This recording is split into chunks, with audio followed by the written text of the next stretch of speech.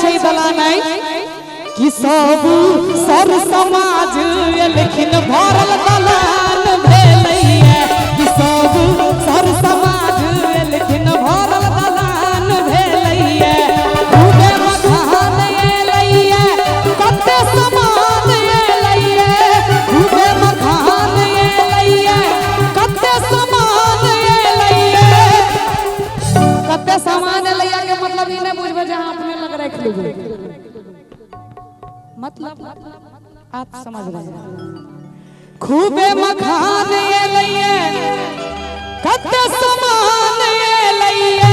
कि सब सर समाज लेकिन भरल दलान भेलैया कि सब सर समाज लेकिन भरल दलान भेलैया कनी ताली बजा दियो सब लोग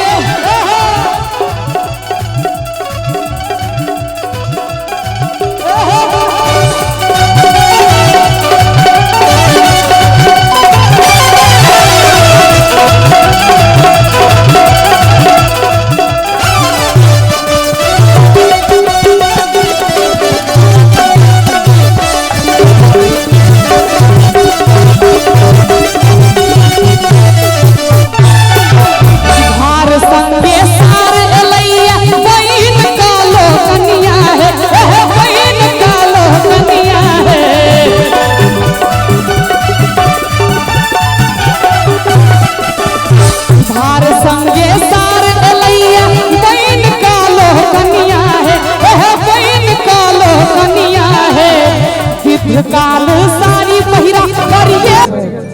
नहीं सर लड्डू खाजा एलै बताशा घर भैर कह केरा छै अंगना गेल छलिए चाची को हम देख कइलिए सब चाची रंग बिरंगक पकवान सा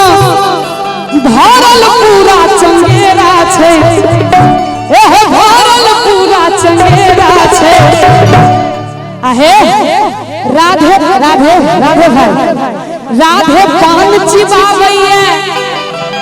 झूली मंगल गावैया राधे पान चिबावैया पान लेकिन छै ने मुंह पान नहीं देलक अहाँ के कियो पान छलैया ओकरा हम ठुकर देने छी नहीं तो ई राजनिवास खाइ छथिन इनका दऽ देबै आ किन किन के तू है दै छी फ्री में वकील बनल लगै छै राधे पान चिबावैया आ झूली मंगल गावैया एक बार सुजीत भैया ले ताली में बजा देबो सब गोटे बिल्कुल कि सब सर समाज लेकिन भरल दलान भेलैया कि सब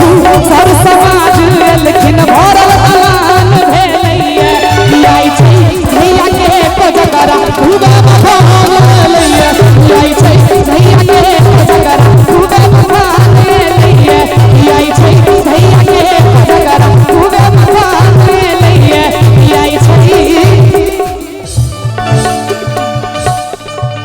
कि आई छै सुजीत भैया के कोजगरा कते कलाकार एलैया।